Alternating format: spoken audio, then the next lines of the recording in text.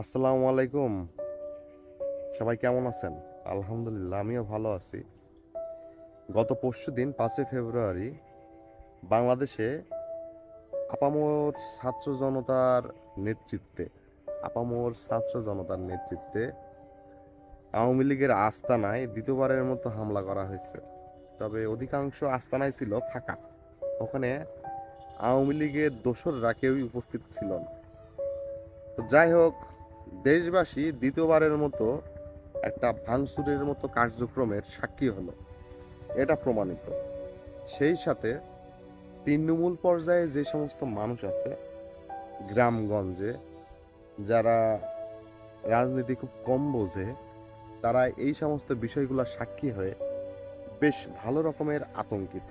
তাদের কথাবার্তার মধ্যে বেশ ভালো রকমের আতঙ্ক আমি পর্যবেক্ষণ করছিলাম।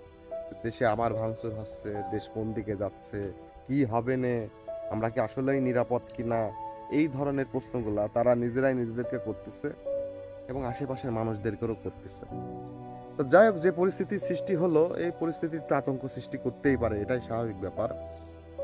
তবে একটা বিষয় বলে রাখা ভালো, নিউটনের গতির তৃতীয় সূত্র মোতাবেক প্রত্যেক ক্রিয়ারই সমান ও বিপরীতমুখী প্রতিক্রিয়া আছে। তো বিগত ফ্যাসিস্ট সরকার যে কার্যক্রমগুলা করছিল, সে কার্যক্রমেরই ফলাফল এই পরপর দফায় দফায় ভাঙচুর, আওয়ামী লীগের আস্তানার ভাঙচুর। আওয়ামী লীগ সেরকম কাজ করছিল, যারই ফল এবং খেসারত হিসাবে এই সমস্ত বিষয়গুলার সম্মুখীন তাদেরকে হওয়া লাগছে। সামনে আওয়ামী লীগ বিগত 15 বছর যাবৎ বাংলার মানুষের উপরে যেভাবে অন্যায় অত্যাচার নিপীড়ন করছে, তো সেই হিসাবে এই কার্যক্রম কিছুই না। তো যাই হোক, আওয়ামী লীগ একটা ফ্যাসিস্ট সরকার হিসাবে প্রমাণিত হয়েছে এবং সেই প্রমাণস্বরূপ আওয়ামী লীগকে নিষিদ্ধ করাই উচিত। তো এখন কথা হচ্ছে, যেটা বললাম যে নিউটনের গতির তৃতীয় সূত্র, সেটা হচ্ছে প্রত্যেক ক্রিয়ারই সমান ও বিপরীতমুখী প্রতিক্রিয়া থাকে। আজকে আমরা যেটা করব তার ফল আমাদেরকে সামনে পাওয়া লাগবে। অতীতে যা হয়েছে, অতীতের সরকার যা করছে, তার ফল হিসাবে বর্তমান সময়কে আমরা দেখতে পাচ্ছি। তো বর্তমান সময়ে আমাদেরকেও এমন কোনো কিছু করা উচিত হবে না যেটা পরবর্তীতে শুধু আমাদের না, আপামর জনতা বাংলার মানুষের খারাপের কোনো কারণ হয়ে দাঁড়ায়। আমরা সেই সমস্ত বিষয়গুলোকে সবসময় এড়াই চলার চেষ্টা করব। এই যে ধ্বংসযোগ্য কার্যক্রম, এই বিষয়ে আমাদের গণ অধিকার পরিষদের সভাপতি নুরুল হক নূর আগে থেকে একটা অ্যালার্ট দিছিল তার ফেসবুক স্ট্যাটাসের মাধ্যমে, যে যে এই ধরনের ভাঙচুর, অস্থিতিশীল পরিস্থিতি যদি দেশে তৈরি হয়, তাহলে দেশের সার্বিক কার্যক্রম, দেশ সংস্কারের যে কার্যক্রম নিয়ে এই সরকার কাজ করতেছে, এই কার্যক্রম কিন্তু ব্যাহত হবে। পাশাপাশি আমরা আন্তর্জাতিক বিশ্বে আমাদের সম্পর্কে একটা নেগেটিভ কথা, নেগেটিভ নিউজ আওয়ামী লীগ প্রচার করবে।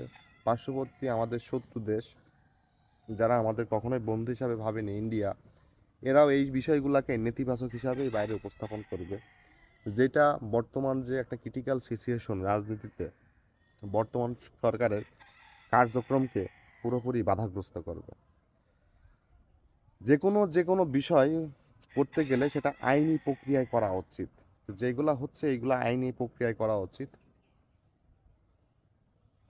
বিপি নুরুল হক নূরের যে স্ট্যাটাসটা হয়েছে, এই স্ট্যাটাস নিয়ে অনেক মানুষ দেখছি নেতিবাচক চিন্তা করছে, যে আপনি সুশীল সাজছেন। আসলে এখানে সুশীলতার কিছু না, যেমনটা হওয়া উচিত আইনি প্রক্রিয়ায়, সুষ্ঠু প্রক্রিয়ায়, সুচিন্তায়, সেমনটাই ভিপি নুরুল হক নূর চিন্তা করছে। এবং পরবর্তীতে আহ, আমাদের মৌলানা আজহারী সাহেব একই স্ট্যাটাস দিয়ে দেশবাসীকে সতর্ক করছে যে এই ধরনের মব জাস্টিস বলেন আর দমন নিপীড়নের যে বিষয়টা আসছে, ভাঙচুর, অস্থিতিশীল পরিস্থিতি, প্রতিশোধের রাজনীতি, এটা হওয়া উচিত না। আপনারা আজকে প্রতিশোধের রাজনীতি কায়েম করবেন, আপনাদের দেখে আপনাদের ভবিষ্যৎ প্রজন্ম এই প্রতিশোধের রাজনীতি শিখবে এবং তারাও এই একই চিন্তা করবে। প্রতিশোধের রাজনীতি বাংলার মানুষকে বাদ দিতে হবে। যারা প্রতিশোধের রাজনীতি করছে তার ভুক্তভোগী হয়ে বাংলার জনগণ তার খেসারত দিচ্ছে, এটা কোনোভাবেই কাম্য না। যাই হোক, অল্প জ্ঞানী মানুষ, অনেক বেশি কথা বলে ফেললাম। ভালো থাকবেন, আল্লাহ হাফেজ।